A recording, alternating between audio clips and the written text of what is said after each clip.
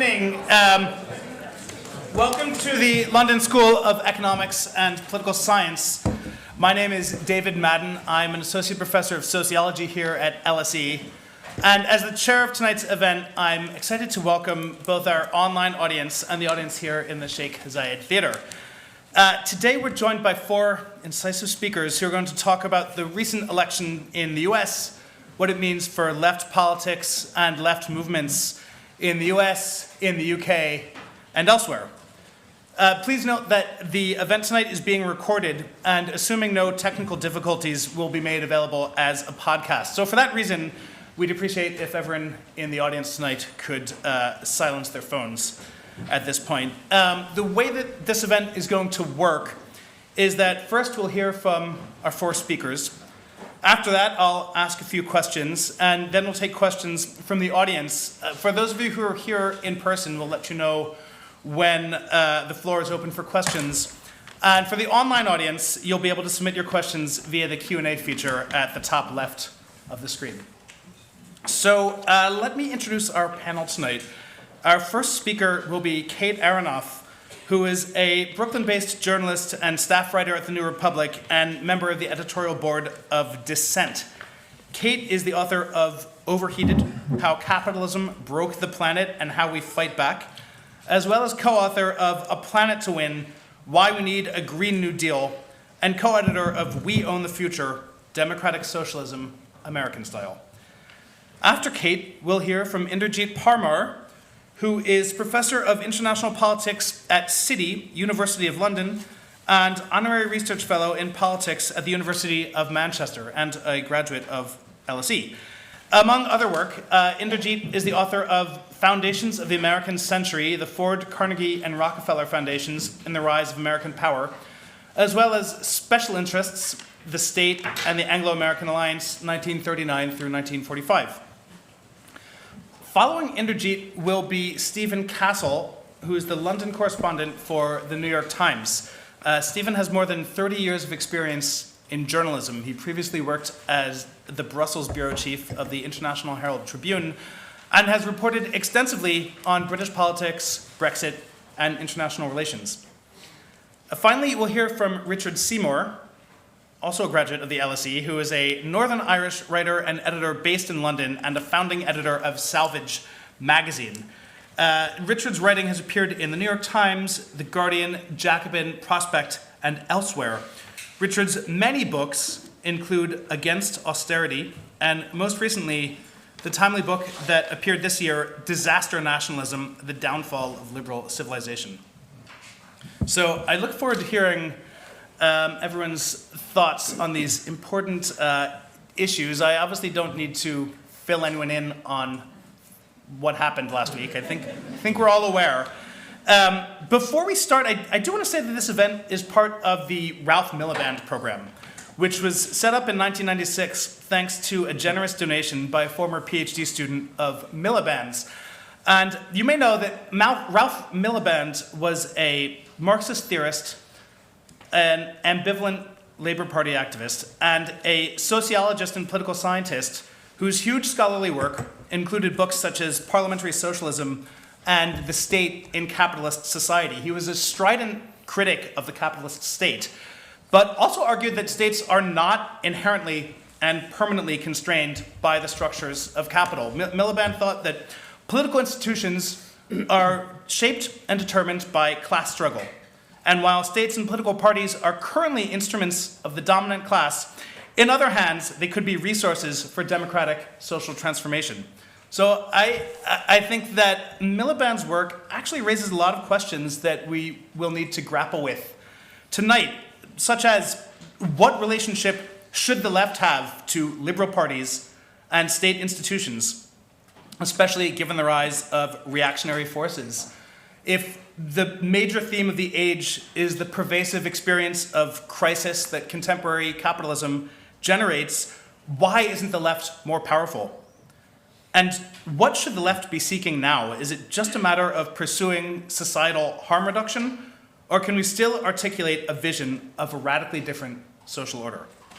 So there's a lot on the table, and I can't wait to hear what our speakers have to say about all this. So I'm very happy now to hand the floor over to Kate Aronoff.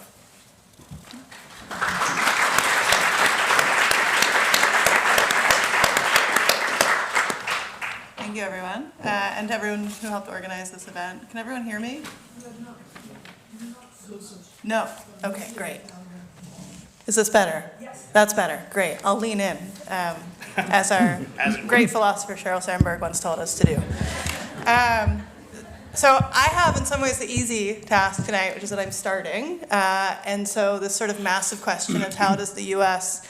left, or how does the left relate to the U.S. presidential election, I can take off the easiest chunk of it and leave the rest to my esteemed co-panelist. So that is exactly what I'll do. And sort of appropriately to start first, I want to start off by just talking a little bit about, I think, what has been on most people's minds, at least in sort of the circles I'm in the US, and I'd imagine to some extent on the minds of people here, which is how did this happen, right? And so if the question for tonight is what does the US election mean for the left, and if we extend that to progressives maybe, then let's break that into parts, right? So on the one hand, what does Kamala Harris's loss mean for the left? And on the other, what does Donald Trump's victory and another Trump administration mean for the left? And again, perhaps progressives too. So I'm mostly going to stick to the first part of that, and hopefully we can get into the rest of these remarks, and I'm sure everyone on the stage will have great things to say about those questions too. So you would think that losing an election as commandingly as Kamala Harris did would be cause for some soul-searching on the part of the party that lost that election, namely the Democratic Party.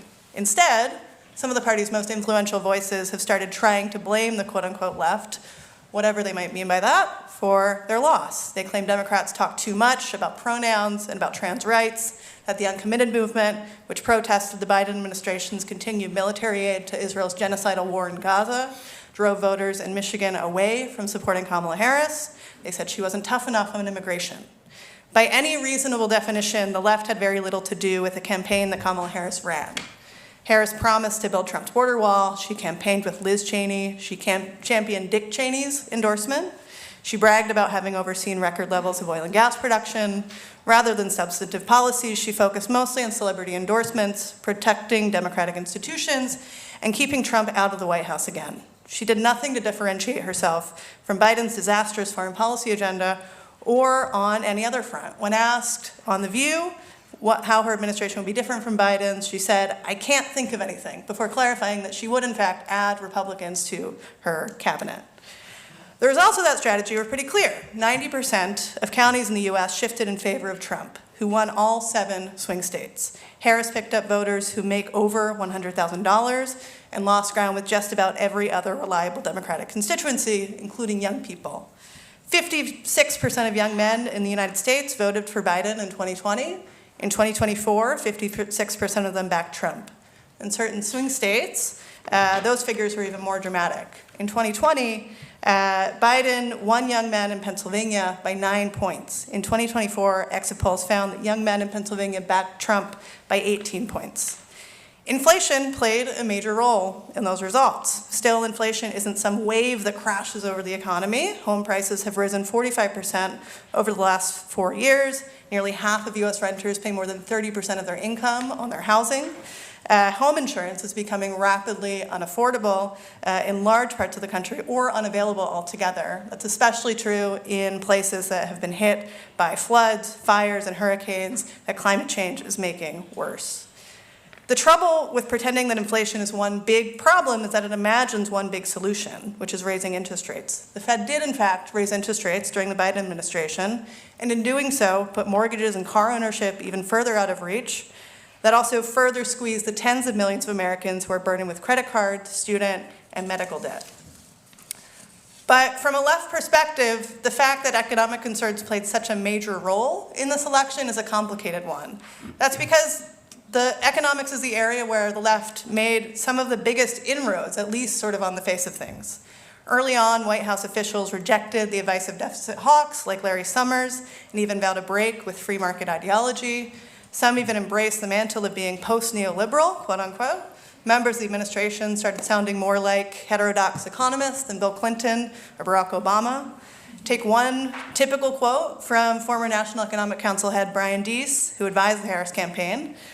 When he was asked about the White House's investment agenda, he said, quote, "Markets on their own will not make investments in technologies and an infrastructure that benefit an entire industry. We know that when the benefits of innovation are broadly shared, no one firm has incentive to invest in the kind of game-changing technologies or kind of connecting infrastructure that fosters long-term economic competitiveness," which sounds like a heterodox economist.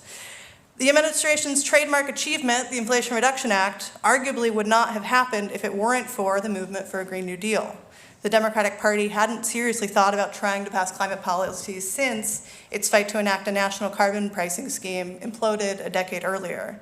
That a group of kids in the Sunrise Movement and Alexandria Ocasio-Cortez, as part of a sit-in, said that investing in climate mitigation and adaptation would create millions of jobs, was something for a godsend for a party that had not had any sort of forward-looking vision for well over a decade. Once Biden won the Democratic Party primary in 2020, his team shrunk down the Green New Deal into the American Jobs Plan that he presented shortly after taking office in 2021. Then Congress shrunk that down even smaller into a package called Build Back Better. And finally, a few lawmakers led by West Virginia Senator Joe Manchin, with the help of ExxonMobil, shrunk that down into the Inflation Reduction Act. It is very good that that passed. The $370 billion, give or take, of investments in low-carbon energy technologies will help the United States decarbonize, particularly in the power sector. It's spurred action in Europe as well and in other economies. But the process of whittling down the Green New Deal also shaved off the part of it that might have made the most immediate difference in people's lives. Investments in healthcare and childcare, broad universal programs that would create jobs, bringing down energy bills, and jobs for young people around the country doing vital conservation work. Instead, 2/3 of the Inflation Reduction Act's funds flow toward corporations, mostly in the form of generous tax breaks for manufacturing investments to make things like electric vehicles and wind turbines. Consumer-side subsidies for to buy electric vehicles and to put solar panels on your house still mostly benefit higher-income households who can afford the still expensive upfront cost of purchasing those things. So as the price of everything from milk to rent and car payments goes up, the fact that an electric vehicle battery factory is being built hundreds of miles away doesn't offer much relief. Neither do the sort of abstract economic statistics that the White House liked to point to. Manufacturing, construction spending, even low unemployment, a remarkable achievement in its own right, like many other things the Biden administration did on the economy, but not one that is of much solace to people who are struggling to pay their bills. At least part of the reason Bidenomics didn't manage to connect with voters is that improving the lives of ordinary people, let alone reducing carbon emissions, was not its main goal. As, like Brian Deese, the State Department's Jake Sullivan, and a number of other administration officials explained, the goal of investing in things like clean energy and semiconductors and chips was to allow the United States to dominate the 21st century's most important export industries. In keeping with that, Biden imposed 100% tariffs on Chinese cars and extended Trump's tariffs on other goods from China, all the while encouraging the EU to adopt similar policies. In recent months, Deese outlined a clean energy Marshall Plan premised on building new markets for US-made green tech in developing countries and, quote, crafting a global coalition to retaliate against a flood of Chinese exports. That plan, he said, would allow the US to invest in its own manufacturing capacity, quote, while winning greater influence in this new geopolitical landscape. As Secretary of State Anthony Blinken explained in Foreign Affairs, America's strategic fitness rests in large measure on its economic competitiveness. So to summarize, what began as a transformative agenda to confront the climate crisis and economic inequality all at once has been mutated over the course of 4 years into a program to protect and cement US economic hegemony, with so-called post-neoliberals leading the charge. So where does this leave the left and progressives? I'll speak to the tiny portion of those groups that I know best, which are those who work on climate change. So on the one hand, the Green New Deal, the movement for a Green New Deal, provided a new framework, a genuinely exciting, transformative way to think not just about climate politics, but economic policy making more generally. Importantly, that also happened during the Trump administration. Still, one major lesson of the last 4 years is that if you live in an empire, that empire is liable to cannibalize anything good. I'd argue that coming up with plans on the scale of a Green New Deal is a better use of time than trying to react to every new awful thing the Trump administration does. Those plans should take the results of this election seriously, to focus on improving ordinary people's lives through investments in housing and transportation. Whether or not the Democratic Party will be receptive to that is another matter. We also know that ideas aren't good enough. It wasn't a couple of well-placed policy wonks who put climate policy onto the national agenda a couple of years back. That happened thanks to more than a decade of organizing against pipelines and fossil fuel infrastructure around the country, the Sunrise Movement sitting in at Nancy Pelosi's office, the people who door-knocked and phone-banked for Bernie Sanders' presidential campaign, and the people who ran for office, in some cases as democratic socialists, after working on and being inspired by that campaign. So I'm sure we'll get into the complications of all this, but on this first go, I'll say that my answer to what this means for the left is a pretty boring one for a socialist, right? It's that we should invest in the sorts of institutions for working class power that allow working class people to exercise power in a political system like the United States, to pay militant attention to internationalism and to not let that be siloed off from climate or any other sort of field of interest, and to focus on making the ideas that confront the problems at the scale that they need to be confronted, which is a little bit of a cop-out on my end, but I hope we get into the details as the panel goes on. Thank you.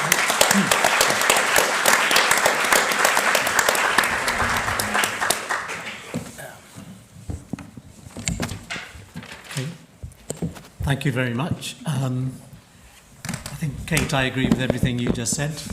I'm very pleased to be here, and I'm really honoured to speak at a Ralph Miliband forum event. When I was a student here, he had already left this university, but The State in Capitalist Society was one of the books which I found most inspiring, and I've been forcing most of my students to read it ever since.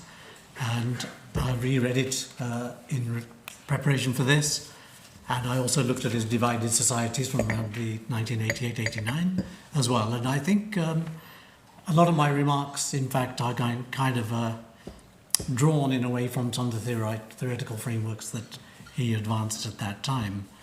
I guess I'm going to make some specific remarks about the Democratic Party, but they're rooted in, or they're framed within, a kind of an understanding about the relationship between liberalism and democracy, liberalism and capitalism, liberalism and the far right, but also liberalism within the context of a liberal international order as well. And so it's within that context that the Democratic Party, to me, makes some kind of sense. And I think my critique of it is probably a little bit more thoroughgoing than what you've spoken about.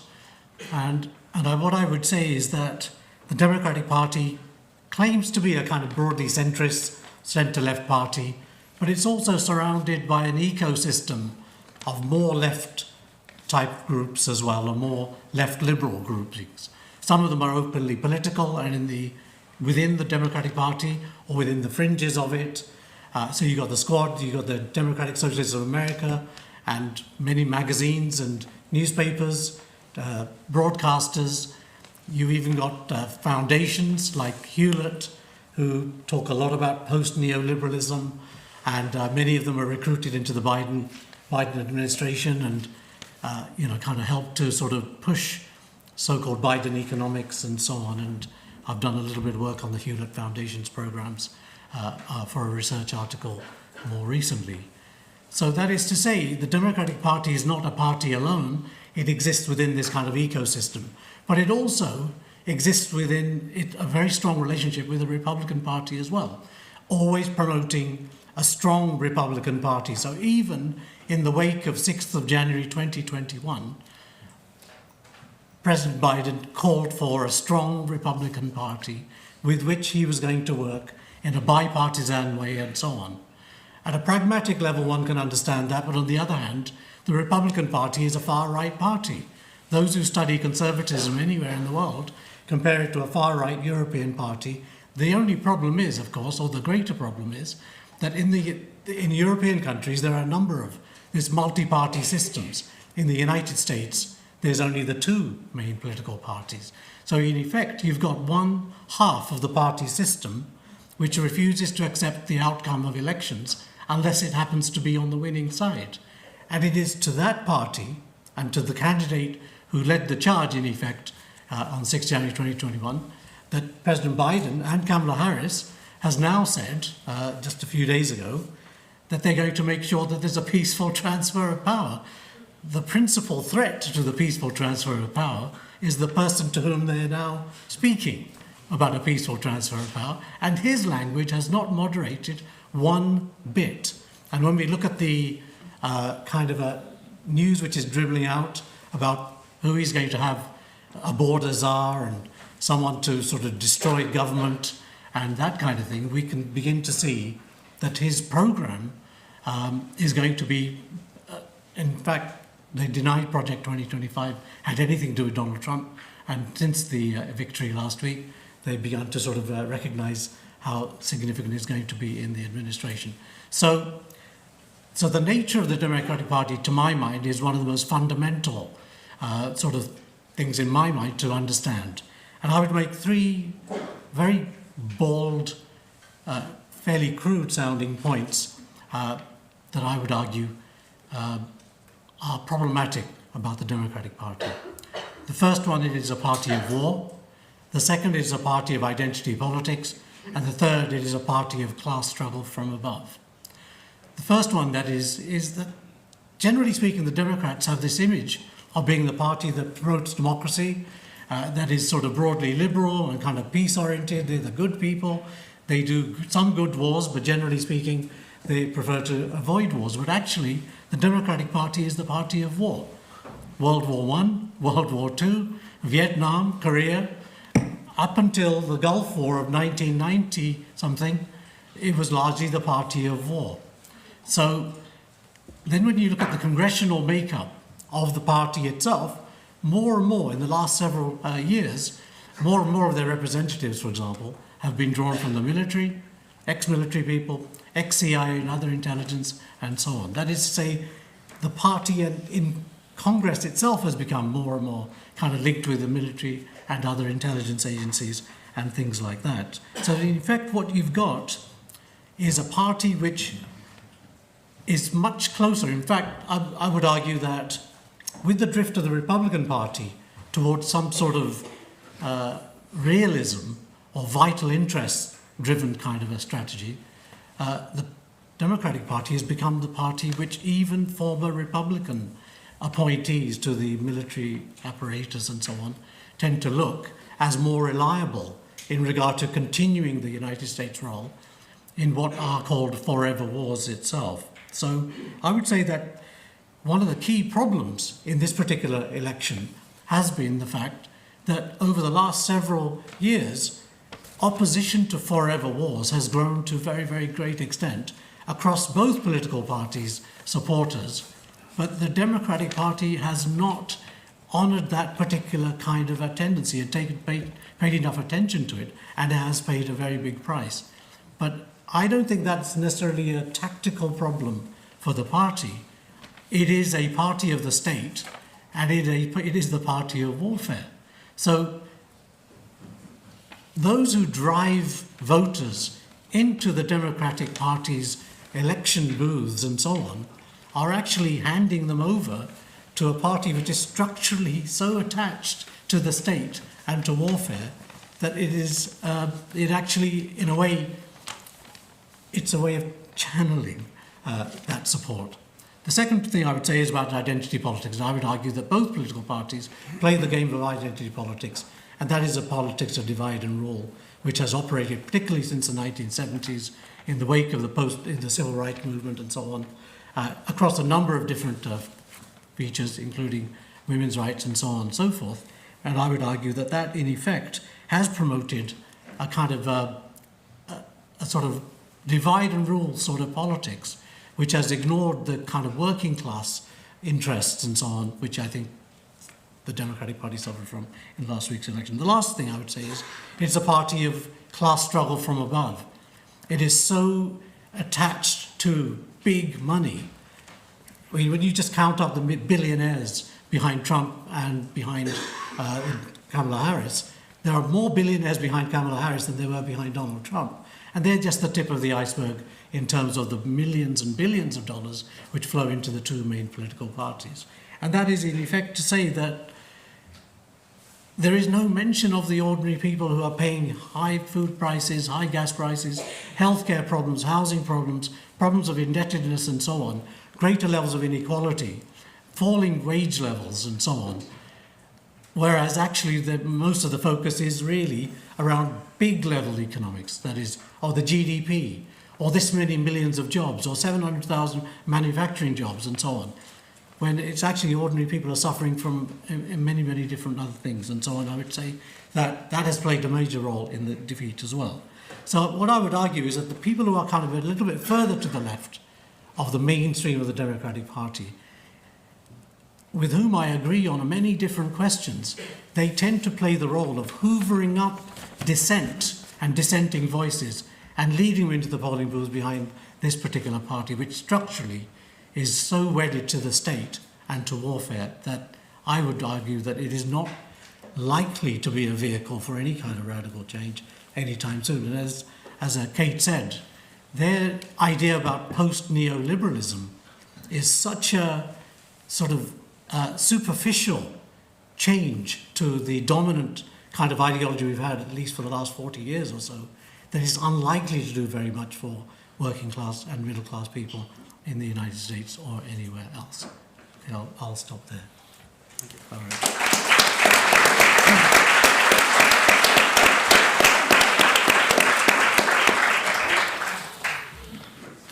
It's me.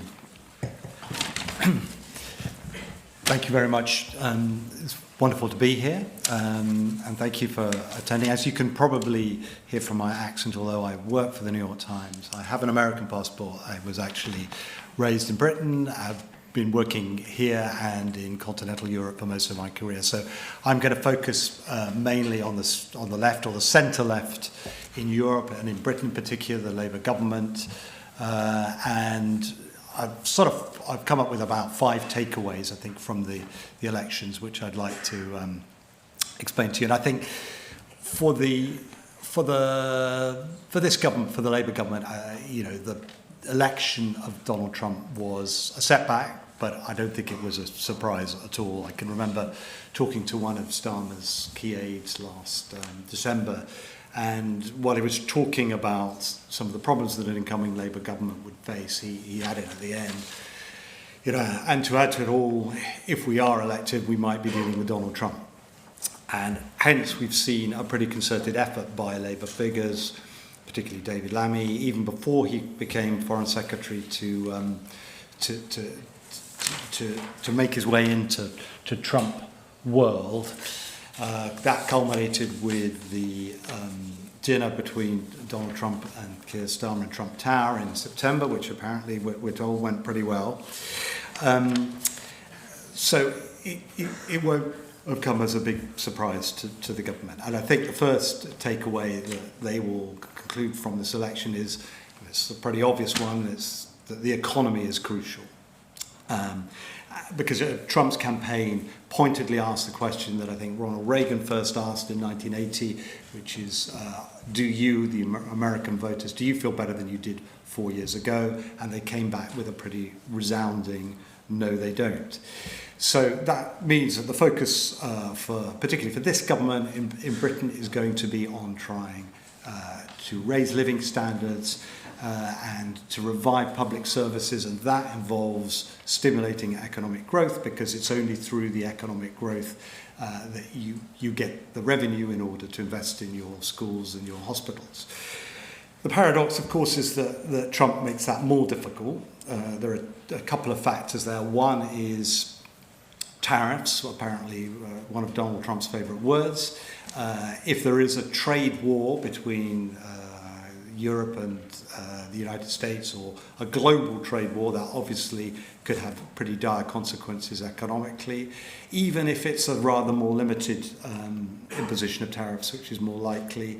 There's a threat that if Britain responds, as the EU will almost certainly, that will push up inflation, keep interest rates high, and therefore impede the government's growth agenda. That's the first one. The second one, of course, is that Donald Trump wants to reduce spending on support for Ukraine, and that implies that Europe, and including the United Kingdom, will have to increase defence spending. There's a vague pledge to increase defence spending to 2.5% of GDP, but I think they'll have to go into a bit more detail about that soon. But more money for defence means less money for your public services. So the economy is the first one. The second, I think that the government will take away from this is that it'll redouble their need, the desire to reset relations with the European Union and to get that reset right. On security and defence, clearly Europe is going to have to do more as the US starts to withdraw more from Europe, withdraw spending, reduce spending. That means that cooperation in Europe is absolutely crucial among European allies. Britain has sort of already started with a defence treaty with Germany, which was signed quite recently. There's going to be negotiations on a defence and security pact with the EU. So that looks relatively smooth. On the economy, it's a bit less clear exactly what the UK wants there. It's going to be slightly harder on the economy to cozy up to the European Union without annoying Donald Trump, potentially, particularly if there's some sort of tariff war. So I think there the key for Britain is really to decide what it wants from the European Union and pursue that quite aggressively. But at the moment, those objectives don't appear to have been defined. The third takeaway, I would say, is to have a strategy for dealing with populism without compromising on principles. But there's no doubt that Trump's victory will embolden populists around Europe. Viktor Orban in Hungary and Nigel Farage's Reform Party here. Even without a victory for Trump, Nigel Farage's party couldn't really be ignored, I don't think, for the Labour Party when you consider what happened at the last election. It won 14% of the vote, and it finished second in 89 seats where the Labour Party won. So it's clearly a threat. Farage is very clearly identifying as his target voters those people who voted for Brexit, had once been Labour voters, voted for Brexit, voted for Boris Johnson, then went back to Labour at the last election. So the government's got to keep an eye on the policies he raises. The two I think he will raise, obviously, immigration. There, it's a sensitive issue, obviously, for the government, because if you cut immigration too much, immigration is good for your economic growth. But this government and the previous government had decided that immigration, which had trebled since Brexit, had gone to, and in terms of net migration, had got to a higher level. The good news from this government's point of view is that it's coming down anyway. That's legal net migration. On the other issue on migration, of course, is the arrival of people on small boats. More difficult for the government to tackle, but I think that again points back to a reset with the European Union and perhaps a migration pact with the European Union, which is much more far-reaching than what's envisaged at the moment. The other issue which Farage will raise is net zero. Again, the government's very committed to climate change policy, and we wouldn't want to change that, but it's just got to be sensitive to potential changes that load costs onto individual groups. And I think the warning there was Germany, where the issue over heat pumps caused a big backlash. And if you talk actually to people like Ed Miliband, son of Ralph Miliband, I mean, his argument is that the costs of the transition have to be socialised. I think that's absolutely right, but they have to be sensitive, because that's an area where Farage will also be complaining. Fourth lesson is that candidates matter. The Democrats didn't manage to hit on a winning candidate in the US. As we know, they had a difficult situation with the Biden transition, but I think that is a warning to European left-wing European parties in European countries, particularly in Germany. If you look over into the German political situation at the moment, the coalition there has collapsed. We're likely to see elections early next year. The German SPD actually does have an incredibly popular leader in Boris Pistorius. Unfortunately, he's not the Chancellor candidate, so maybe a bit more ruthlessness would work there. The final lesson I'd say is that the political narrative is critical. Controlling the political narrative is critical, and it's important to have a degree of urgency for implementing your policies. I think Kate mentioned the Inflation Reduction Act. I think I'm right in saying that has produced employment, but correct me if I'm wrong, but the lead time has been long. So it takes a long time for these policies to generate the economic growth that you want. And in Labour's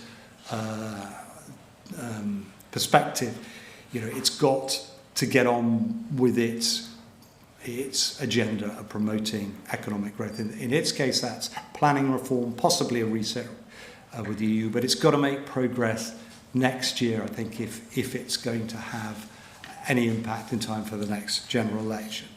And there's a sort of broader point there, because Labour's ideas for stimulating growth, creating an industrial policy, reviving public services, they're very different from Donald Trump's tax-cutting agenda. Those differences are going to be increasingly stark over the next few years.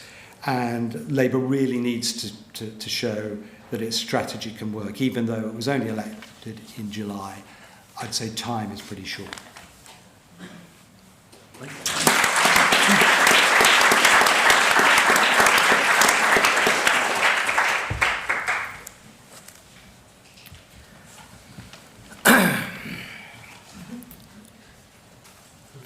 So I want to focus on the responses and analyses and debates, because with wearisome inevitability, the lumpen commentariat returns to its own stale sick. And after this election, what did we get? We got the endless debates about, well, it's the whiteness. No, it's the economic anxiety. It's masculinity. It's non-college. It's the white working class. Or it's just who we are. That's a parochial non-debate reflecting the fact that American pundits, present company accepted, do not think much about the rest of the world. Trump has expanded his electoral base in every election since 2016, and that is not an aberration. You could look at Modi, look at Marcos and then Duterte, look at Orban in Hungary, look at the Israeli coalition of Likudniks and assorted fascists. Look at Bolsonaro. He won more votes when he lost than when he won the election. And that's a pattern. Look at Jose Cast in Chile. Look at Geert Wilders' party in the Netherlands. Marine Le Pen keeps raising her share of the vote.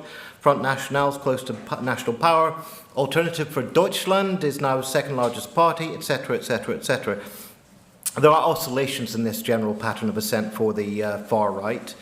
And sometimes the big picture obscures some important little details, such as, for example, in Italy, the sort of vote share doesn't necessarily reflect the character of the far-right vote that you're getting. From Lega Nord to Brothers of Italy, you're moving towards a more overt relationship with fascist heritage.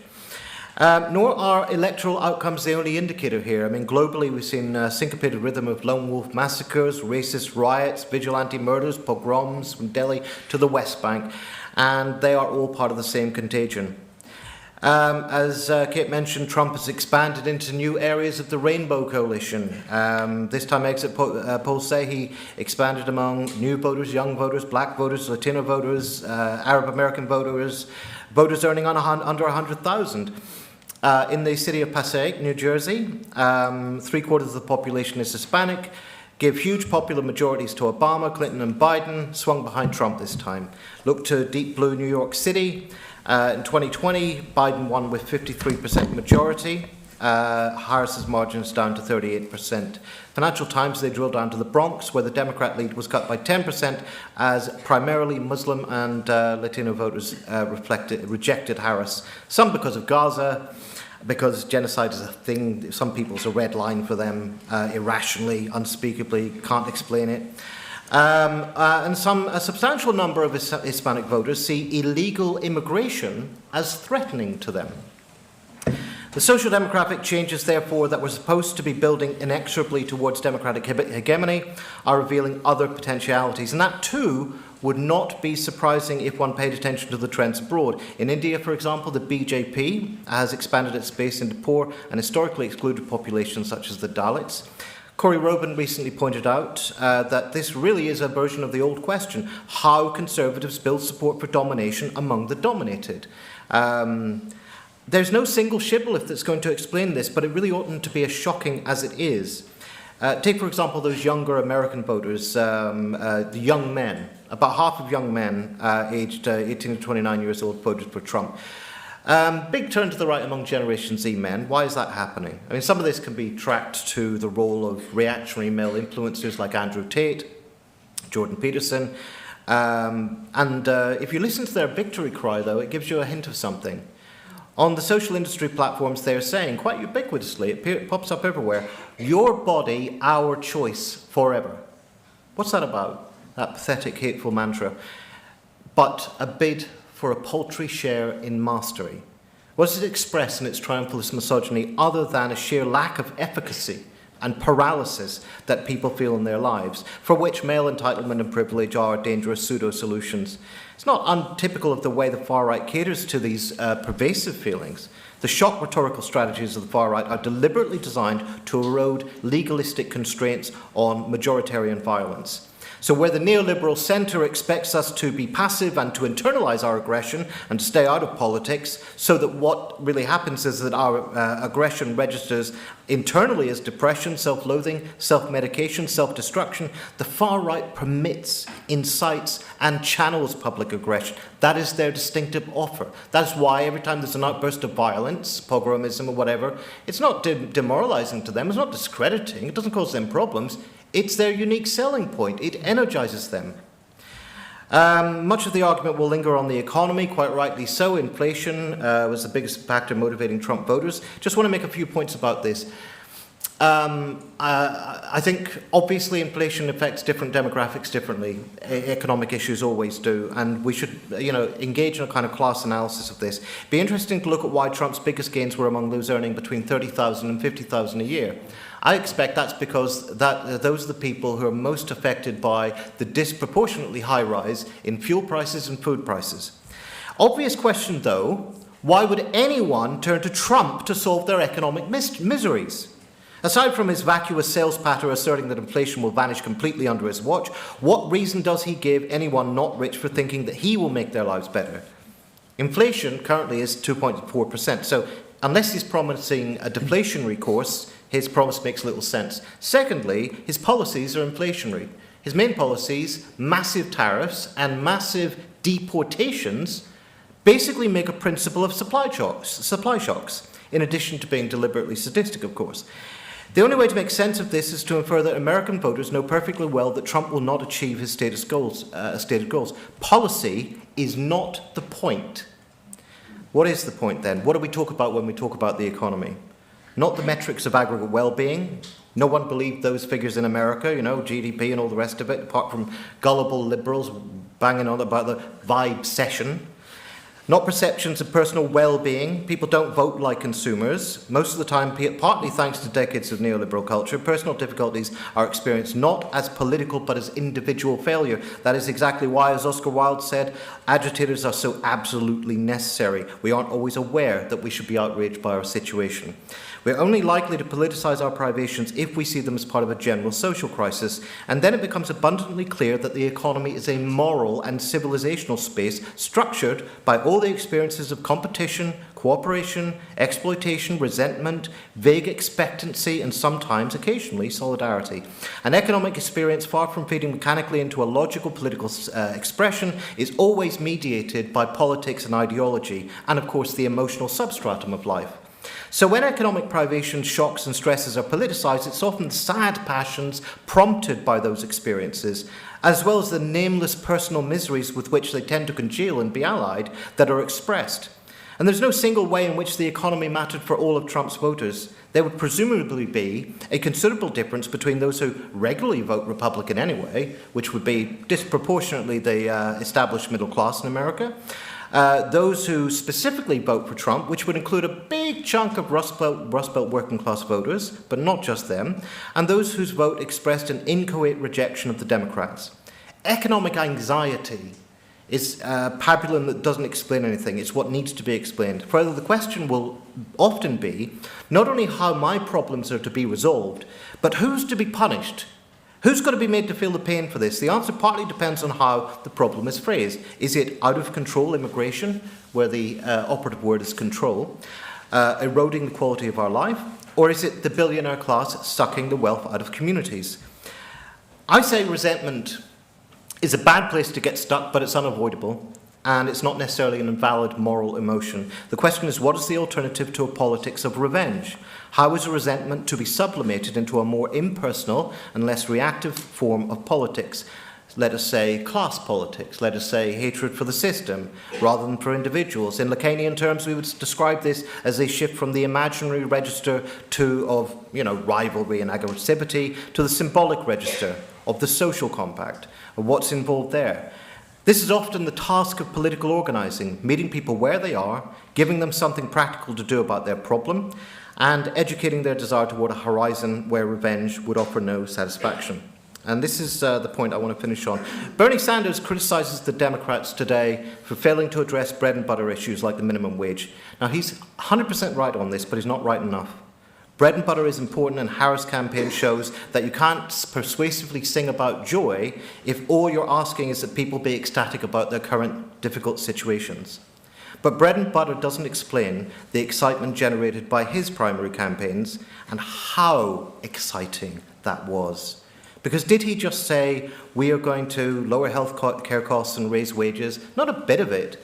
He asked people to join him in what he called a political revolution, a revolution that would not only address privation, of course it would, but roll back border sadism, dismantle jails, contain militarism, deepen democracy and raise expectations. He offered people the adventure of achieving something hugely improbable together, of transforming the country. His characteristic phrase, after all, was, if we stand together. That moment passed, but it turns out, my point here, that resentment is not the only politically relevant emotion. People want, remarkably, to come together. People hanker for that social eros, that striving towards one another, that social longing that, as Kropotkin discerned, is a ubiquitous characteristic of life as such, and that is indeed the very meaning of the term libido. The right offers the placebo of national, ethnic, or religious narcissism. We come together on someone else's back and stamp hard. And such yearnings, I keep saying, are indeed pervasive because class societies ooze resentment from every pore. But I finish on the point that there is another and more original striving, one that is muted and obtunded in the shattered, anomic existences of late capitalism, one that is expressed in fugitive desires for a vaguely better society that erupt from time to time in little ruptures, one that actually frightened Freud, as he assumed in his impeccably bourgeois way that it must always make someone a scapegoat, one that has indeed found various perverse and destructive outcomes, yet persists and is present in every decent accomplishment of the human race from abolition to democracy, and that is the hunger that lurks even in the shriveled soul of the academic pedant, no offence, the appetite that forms a little Marx and a little Bakunin in every human soul, and I'm just going to go ahead and call it communism. Thank you very much.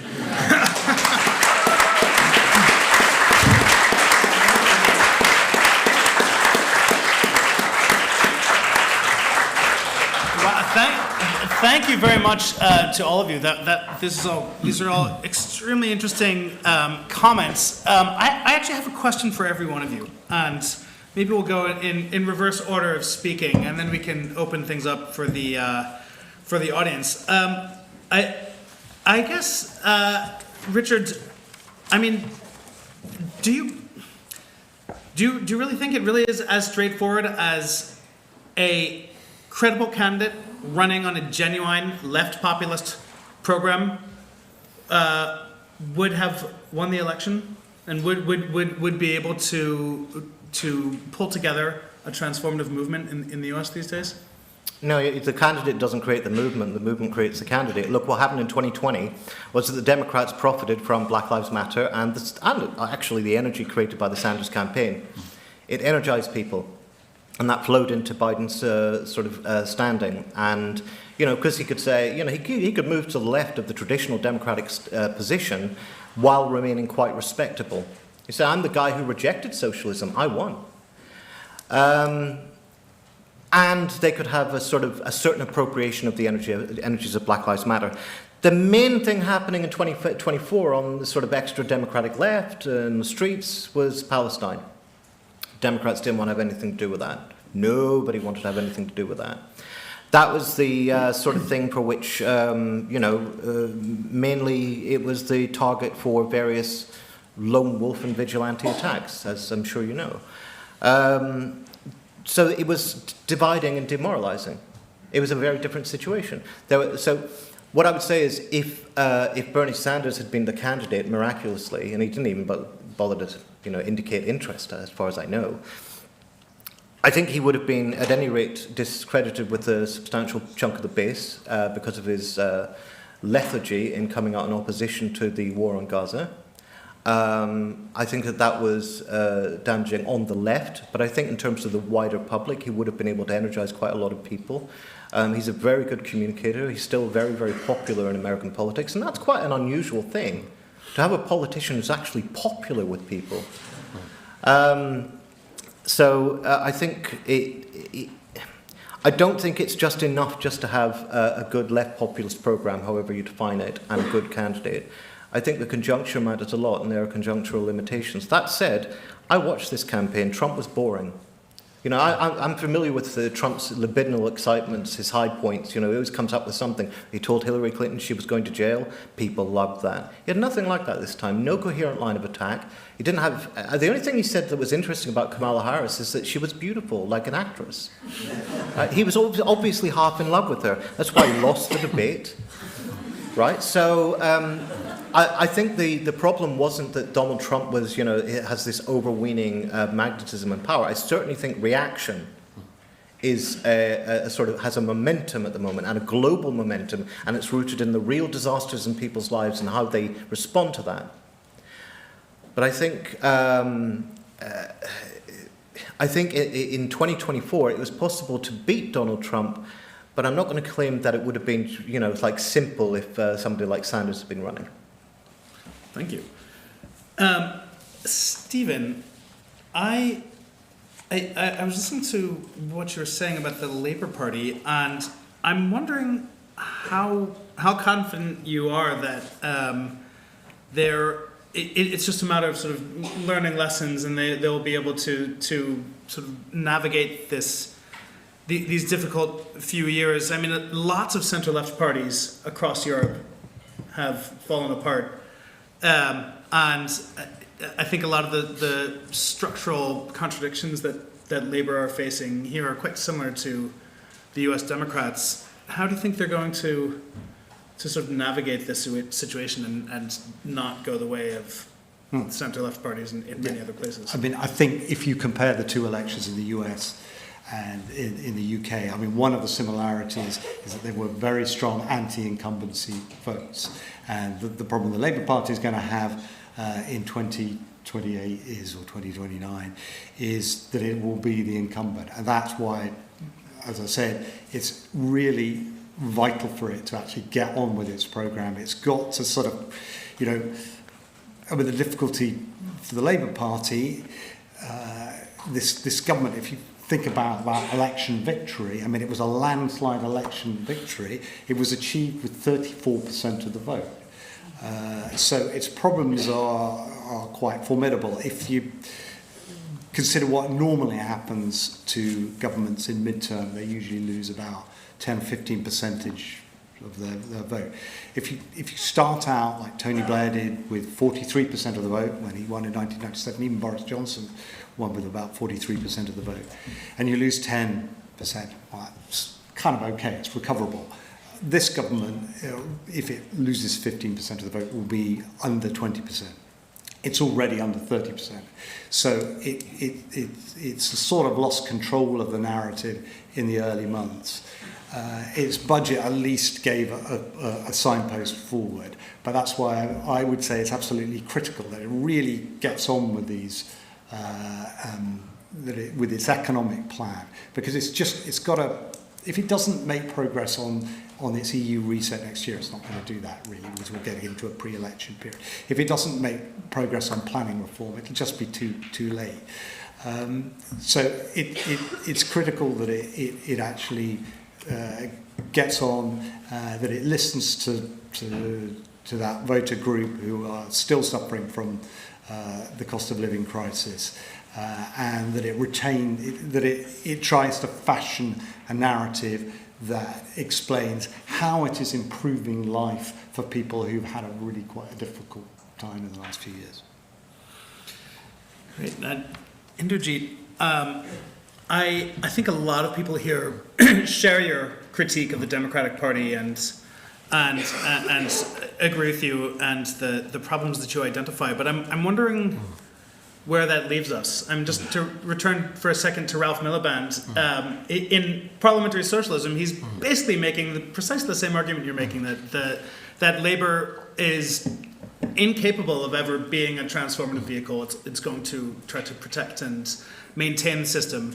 But he went to the Labour convention, he was active within Labour, and it was partly because he saw it as so restrictive that he wanted to participate in it from a radically critical perspective. Do you think that something similar is required of the Democrats, that extra parliamentary social movements really need to think about the sort of relationship between movements in the party, and it can't be a matter of just saying the Democratic Party is irrelevant, because it is. I mean, we've seen third parties don't really go anywhere in the U.S., and it is one of the major institutions in the U.S. political system. So how do you think we should respond to that? Yeah, I think that's a great question. It is something which I've been trying to kind of grapple with as well, because the last thing one wants to do, who sees injustice anywhere, is just a kind of message of doom and gloom, and that's the way it is going to be. And I think I would pick up something Richard said, that actually, in the end, the Democratic political party responds in significant ways to mass movements of protest, and it historically, generally speaking, has been pushed further to take up more kind of left type positions. So you go back to the 1890s and populism, from that emerges a kind of progressivism. You go back to the great sort of, the New Deal and the Great Depression and the uprisings of workers and so on, and the organisation of AFL-CIO and that kind of thing. You get the New Deal. Obviously, you have the Communist Party is very much stronger as well. Then in the 1960s, 50s, 60s, you have the Great Society. And then you talk about Black Lives Matter and other kinds of movements which push. So that is to say that inevitably people facing issues and problems of injustice, of economic, racial, gender or any other are going to fight eventually one way or another.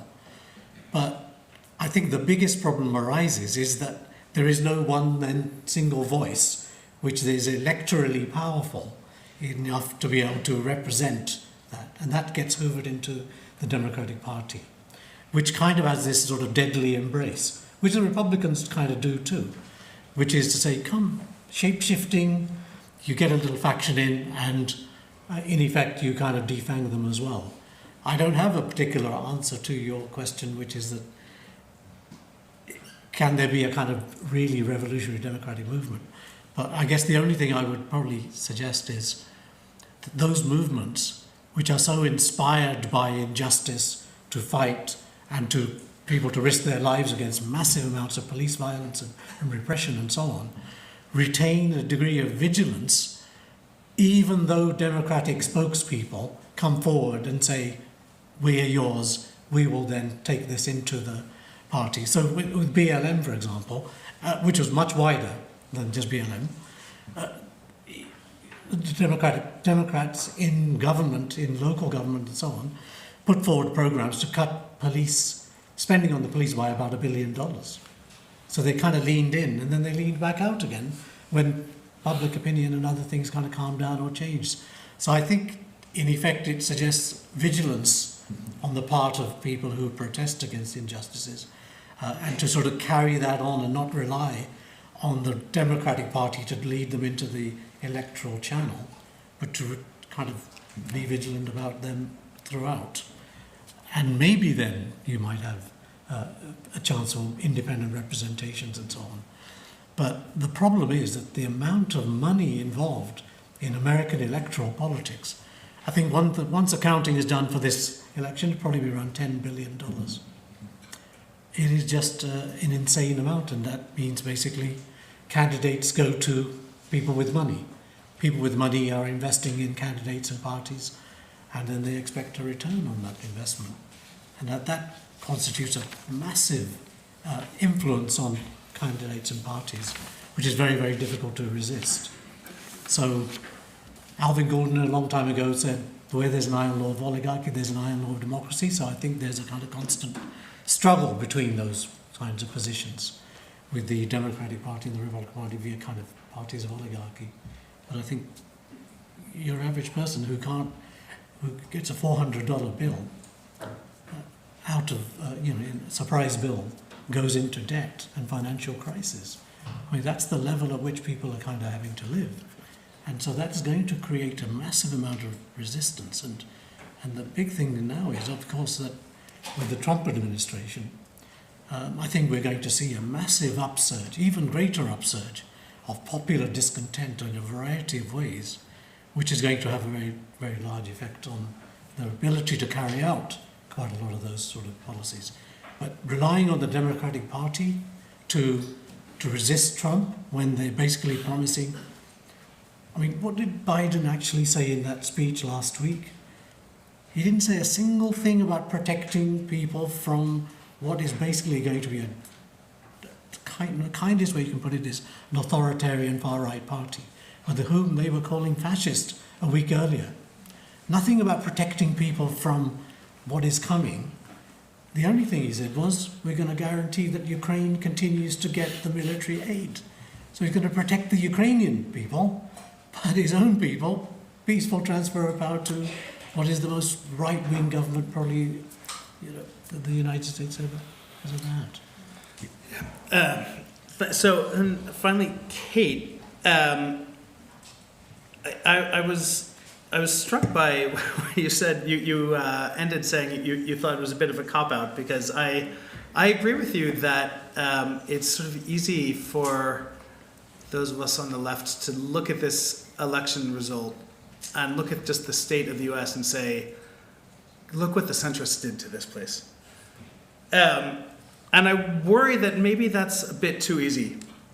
So what do you think we on the left have been wrong about? And what do you think we on the left need to rethink, or that we're not seeing in this current situation? Yeah, I mean, I think that's one tough thing just about trying to understand this election is I don't see some abundance of silver linings. Like in 2016, Bernie had just won. There was this pretty new political movement that seemed to have, captured a lot of the energies from social movements from the last couple of years. It seemed like the left was ascendant in a certain way. It doesn't feel that way right now. And I think it's a tough thing to talk about because it's hard to make too uplifting of a speech about it. I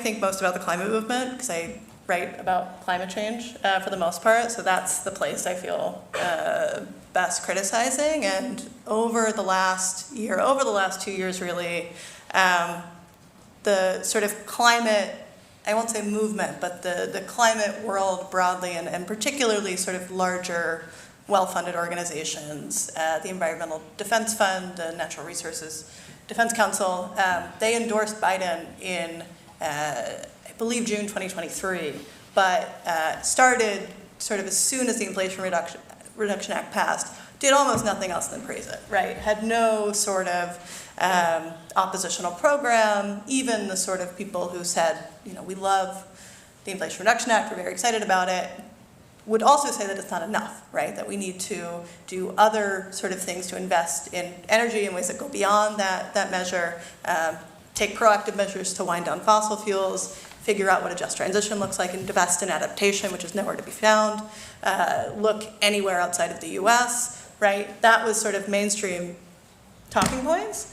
And much of the climate world just ignored that for a while. And I think one of the more horrifying things in the last year were silent on anything happening in Gaza, right? And that's not to say that everyone needs to make some statement as a matter of course, but to not see sort of basic connections between a government that will allow, you know, many people to be slaughtered, and sort of how they relate to a century in which people will be killed by ever worsening storms and floods, both in our own country and the rest of the world, is a glaring omission. So, you know, I think the climate movement, which again, I'm sticking to that a little bit just because I think that's what I can really talk about, has a lot of thinking to do. And on the sort of like climate left side as well, I don't know if anyone really figured out what mobilizing after the Inflation Reduction Act looks like. You know, even sort of the Sunrise Movement, sort of other groups that have, you know, say all the right things, are on the right side. I don't question their motives in any way at all, but I don't think anybody really figured out what it looks like to build a climate movement when that's the law of the land, when it will be virtually impossible to pass legislation for a long time. And, you know, I think something that this election should prompt us to think about is a much closer attention to cost of living issues and drawing connections between housing in particular, right? There's a lot of work to be done, both retrofitting sort of our bad housing stock in much of the country, building sort of affordable social housing that can be green, that can sort of reduce the egregious level of car dependency that exists in the United States. There are these sort of cross-sectoral solutions, for lack of a better phrase, that could allow a climate movement to speak to the sort of cost of living issues that were at the forefront of this election. But I don't think anybody's figured out. We have not fully made the transition from what I see as like the sort of net zero heyday of 2021, when every company and government and so on were making their kind of flowery commitments to say we'll get to, you know, net zero something by some time and calling it a day. That has not fully, you know, entered a new stage. I think we're in a really weird, sort of hate the word interregnum, but we're in a really weird place for figuring out what that looks like. And, you know, as I said, I think the Green New Deal in some ways offers a picture of what organizing for climate under Trump administration could look like, in that the sort of groups that were most active in pushing that, mainly the Sunrise Movement, did not get too distracted by trying to respond to every little thing that Trump did. And also did not take the sort of liberal route of saying the cities will do it, the states will do it, the corporations will do it, right? Did not say, you know, we've got this, it's fine. But really took time. I mean, took like the better part of a year off to figure out what it would look like to mobilize young people around climate. And so I think not getting too distracted by, what will be just a chaotic time, as it was during the last administration. But I think really taking some time to not run the Green New Deal playbook back. It didn't work, obviously, right? And that's not to say that I don't think the Green New Deal can work, or that's not the sort of kind of solution we need. But obviously we're here, right? We're here on the other end of a Trump election in which he won, and we are not that much closer to getting climate policy. And so I think really taking some time to ingest this, and I don't have the answers to what like the outcome of that will be, but I think really seriously taking a beat and not sort of getting caught in the trap of just like jumping into rapid response to whatever it is, whatever heinous thing that Trump does, including like Robert F. Kennedy taking fluoride out of our water, which could happen. So yeah, I think, taking a beat back and really sort of trying to parse out what did, not just we get wrong, but what do, in the climate movement, but what is sort of a reasonable path forward that like looks fundamentally different than what we've been doing for the last 10 years, which has been more of the same. Gotcha. Yeah. Thank you. Okay, I'd like to open the floor for questions now. So if you're online, you can just type questions into the Q&A box and we'll try to answer them. And please, if possible, include your name and affiliation. And if you're here, just raise your hand and wait for the microphone. And again, if you could provide your name and affiliation. And I think it's okay if you want to make a short comment rather than a question. You don't have to apologize, but just keep it short. Let's work on the art of brevity. So I see one hand here I see two hands here in the front. Why don't we take two questions at once? And maybe we can get some quick responses and we can go around. So. Yeah. Or you can, whatever. Yeah. I'm Tasneem. I'm 17. I'm just here for personal interest. So I've heard whispers from sources closest to, U.S. government and stuff, saying that important leaders like Pelosi or Obama were pushing for an open convention after Biden dropped out. And what I'm wondering is, do you think that an open convention would have led to a more favorable outcome, and does it really matter? Great. Here, why don't we take another question and we can hear how we'll just pass. Thank you. Ivan Gelender, work as a corporate strategy for a consultancy firm. First of all, thank you very much for your remarks. There's so many questions that you can ask nowadays about US politics and after the elections, but in a year so important because we've seen lots of elections in the world. A few days after January 6, Biden, during his inauguration, said democracy has prevailed. After these years of elections, and I'm going to steal a title of one of the future events here at LSE, what's the state of democracy after this year, and how the left can capitalize on that? Thank you. Great. Okay, so we've got open convention and the state of democracy. Who wants to take either of these questions? I'm taking the, I'm open convention, I don't really care. State of democracy, I think even when we talk about democracy in regard to the United States, for example, I think democracy is probably too strong a word. There are many democratic features, but it's basically an oligarchical system with many democratic features. And if you look at, a lot of academic studies have been done which look at public opinion and political decision making by governments. Hardly anything governments do actually is reflected in what public opinion really wants. So that is to say that democracy wasn't in particularly good shape already. It was already pretty oligarchical. And I think probably the biggest change, it seems to be, is that something that Peter Thiel, who's the J.D. Vance's mentor, said something along the lines that the relationship between freedom and democracy, or freedom and capitalism, has collapsed. And I think what he meant by that is that basically big business, corporations and others, no longer feel a connection with even ordinary constitutional norms. And that's what you see them doing. They're kowtowing to Donald Trump. Jeff Bezos stopped the Washington Post from endorsing any candidate. So did the owner of the LA Times. What they all said about after January the 6th, 2021, lock him up. Nobody's above the law. And you can expand that to many, many corporations and so on. They leaned in. They said, we're no longer going to support election deniers and so on. So I'd say the state of democracy was in pretty bad shape already. I think it's in much, much worse shape. But the key thing is that if you focus democracy around just constitutional norms and political parties and the judicial system and the legislature and so on, you're effectively looking at elite politics. And that elite politics, divided between the two parties, is a corporate elite politics. It responds to those agendas because they're the people who largely pay. So that, in a way, my personal tutor at LSE, way back in the old days, was Leslie Sclair. He said, American democracy fails by default because of the power of the big corporations and so on.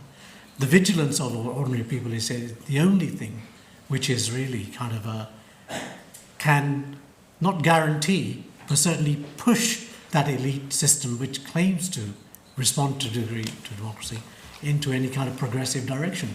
That's why the 1960s, with that mass uprisings of so many people, was so much healthier in regard to the United States democracy than anything we've seen since then. Unless someone has a very quick response to the open convention question. Yeah. I know a little bit about it just from reporting, but I don't think it would have made much of a difference, unfortunately. I mean, I think that's the problem with this election, is that the problems are structural in the Democratic Party and go back, decades. And I think it would have helped, certainly, and maybe it would have had a better outcome. But it's hard, given what happened on Tuesday, to feel too optimistic about who would have done better. I think that's probably right. Other questions? I see one person in the brown jacket in the aisle, and then you could pass the mic to student, two people over in that same row. Good evening. I want to first thank the panel for your time. You all made credible points. Oh, by the way, my name is Christopher Pierre. I am a Master of Law student in International Law at SOAS. But one key issue with this election that was not discussed was the amount of misinformation and disinformation, particularly from foreign adversaries. U.S. intelligence said that this election particularly had the most interference. Voters did not go into the voting booth last week based upon facts and information. It was based on emotion, spurred by propaganda. The left has no equivalent to the myriad of news sources and Fox News that creates propaganda, information about Kamala Harris's race, or immigrants of color eating pets. I mean, my question is this: how can the left move forward when we live in a world where there's so much misinformation and disinformation, and that can actually get true issues out and make them effective? Great, thank you. You can just pass. There's another question right there in the same row, or wherever. Yeah, hello. My name is Kirill. I'm doing global politics, master program in global politics. Actually, I have one small question for Professor Parmar.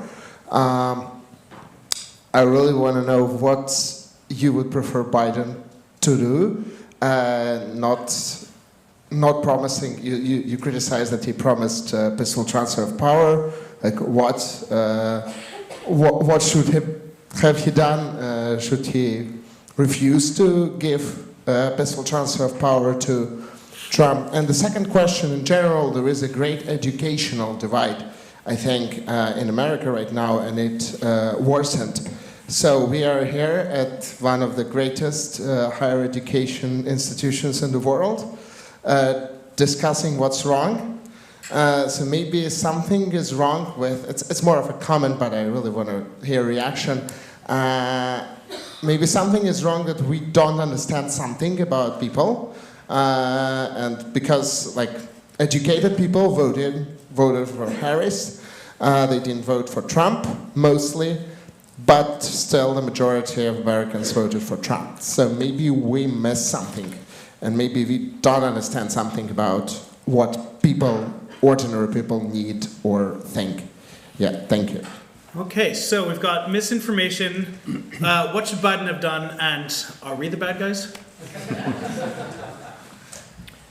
Just quickly on misinformation, I mean, it's a serious problem. I would just like to know when the elections in the United States were ever held on the basis of truth and facts. Did they tell you the truth about the Iraq War? Did they tell you the truth about the financial system? Did they ever inform you of anything?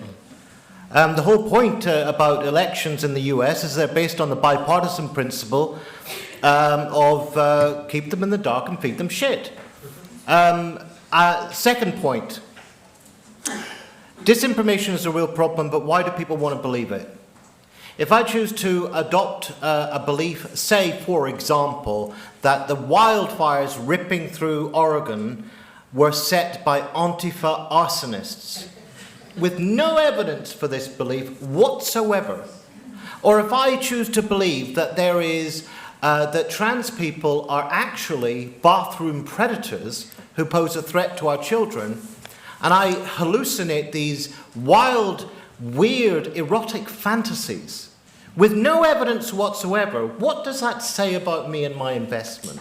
I don't think it's enough to talk about disinformation. Millions of people want this stuff. They want to live in a hallucinated world. And also, last and final point on that, we should not underestimate the important role of political fantasy, right? Political fantasy is what's structuring all this stuff. We've had fantasies of Pizzagate, if you remember. It was a pizza parlor that was supposedly, child trafficking that was done by Hillary Clinton. All that sort of stuff. I mean, I remember in this country we used to have that Diana was murdered by the secret state, by the Queen or whatever, this kind of thing. And among TikTok users, young TikTok users, I believe they think that Helen Keller wasn't real. It's a theory. You dismiss it and you haven't even looked into the evidence. All right. But my point is that if you look at these fantasies, frequently what all fantasy does is it shapes and directs desire. And often dreams have a way of coming true, though not really in the way that you expect. QAnon's predictions, if you look at them rationally, they've never come true. Their predictions never come true. And there's a theory that, sunk investment theory, people double down on, false beliefs once they're disproved because they've invested too much. Not really the case, as far as I can tell. Empirically refuted. But what is true is that regardless of whether or not the prophecies came true, they have shaped a fundamental and important reality in that they contributed to the first ever attempted insurrection in the Capitol building, where there were men running around with guns who were looking for Nancy Pelosi and AOC to murder and hang and string up if they could. So the disinformation, the point of it is not that it's untrue and all the rest of it. Of course it is. The point of it is that it's put out there to harness wayward, vengeful impulses that people have, and to give them a focus. And Duterte does it, or did it when he was in power. Bolsonaro had an office of hate. They know what they're doing. It's about organizing rhythmic, it's about imposing rhythm on public emotions and organizing rhythmic pulsions of hate. And it's those desires and those fantasies that I think we have to address. Though, of course, if you can think of a way to stop disinformation, why not? Any quick answers on what Biden should do, or on the other? I was going to talk about misinformation a little bit. Okay, go for it. Just a very brief point that social media obviously has completely revolutionised political communication, including in elections, but regulation has not kept up with that. So, for example, if you're a part of the mainstream media, which is often criticised, you still have a lot of constraints which do not apply to social media. Just to give you one example, I was following the trial of Tommy Robinson the other week, and Tommy Robinson was a far-right agitator, had sort of drifted to obscurity in British politics until his account on, as then Twitter, now X, was restored. The judge in his trial sentenced him to 18 months in prison and said, but I'm going to reduce your sentence by 4 months if you take down your libelous video. Now, of course, if an established news organisation was publishing a libelous video, we would be taken to court and we'd be, quite correctly part of the legal process. That video is still on X. It's had 60 million views or so forth. And I think that is a real issue that the government can try or should try to address. So more regulation of the social media world to bring it up to speed with the realities that other news organisations have to deal with. Great. Just very quickly, does anyone have a response to what should Biden have done, and are we in our educated bubble the problem? Yeah, just briefly on the educational divide. For something I wrote this week was looking into some of this talk about the manosphere and sort of the, Andrew Tate, Theo Vaughn, Joe Rogan sphere. And some of the data on young men in the United States is really just devastating. 1 in 4 young men under the age of 30 who are unmarried say they don't have friends. Young men spend on average an hour more time alone than women of the same age. Across the board, labor force participation is down. There is a real social crisis happening among young men, and many of those men are not college educated. And I think college in the United States is a really bad deal. Honestly, it's really expensive. You don't get much for it. It is, arguably kind of stupid to do what I did and sign up for $40,000 of debt when you're 18 years old.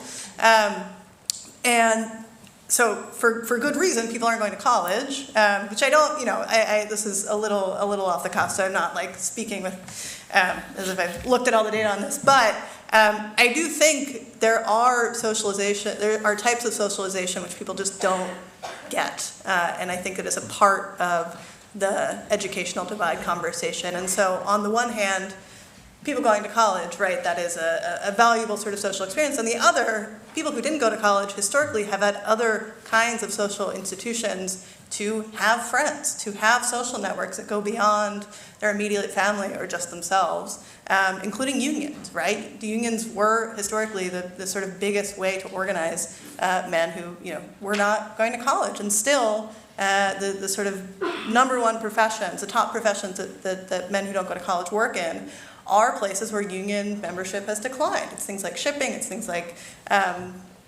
types of manufacturing, places where unions have been systematically dismantled. And so I don't really have such strong feelings on the educational debate per se, but I think the fact that America is such a deeply lonely and alienated country speaks to why those divides are so profound in the ways that they are. Yeah. And in 20 seconds, Inderjeet, what would you have preferred Biden to do? Well, I'm not surprised that he did what he did and said what he said. And it goes to the heart of the issue about liberalism and democracy and the relationship between the two.